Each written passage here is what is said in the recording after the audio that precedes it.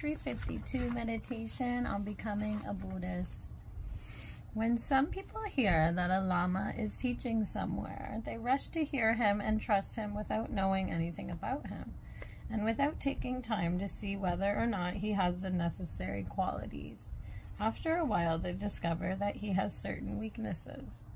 They hear that a Lama is staying nearby and commit themselves to him immediately, without really knowing him. They receive teachings, particularly initiations, and one day their attitude changes diametrically to the opposite.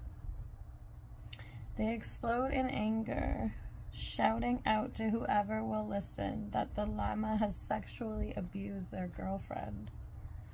And while they are at it, they rail against Buddhism as a whole. Such people only discredit the true teachings, and when they commit themselves to unqualified lamas, they claim that the Buddha is responsible for their heartbreak. What is the meaning of this? Their attitude is not right. Before committing themselves, they should have been better informed. Ain't that the truth with like any decision we should make, right? But people are human. Lamas are human. Just like the rest of us, we make mistakes. Maybe don't put all of your eggs in one basket.